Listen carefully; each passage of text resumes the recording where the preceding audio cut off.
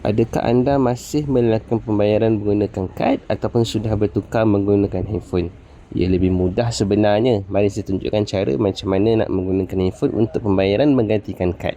Mula-mula sekali cari aplikasi wallet dekat handphone. Kemudian add payment card. Kalau kita dah pernah add payment card sebelum ni dekat aplikasi lain macam Shopee kan, ada dekat bawah ni lah. Kalau tak ada, boleh add new credit or debit card. Okay, tunggu sekejap, dia akan proses. Kalau kad tu boleh diguna pakai, dia akan bagi kita punya ni lah, terms ni untuk kita baca. Dan lepas baca tu boleh accept. Okay, tunggu sekejap, kad tu akan diproses dalam beberapa saat lah, tak lama pun.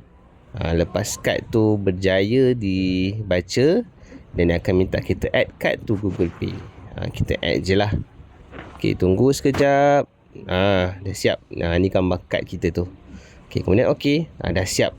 Ni kad yang kita dah berjaya kita daftar dekat kita punya handphone ni. Di kat bawah ni dia ajar cara macam mana kita nak gunakan dia.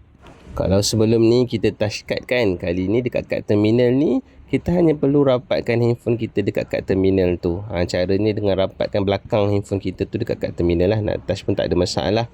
Sampailah keluar tanda right. Tanda right ni maksudnya dia punya payment tu selesai.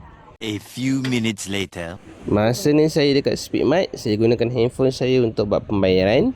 Saya letak handphone saya dekat kad terminal.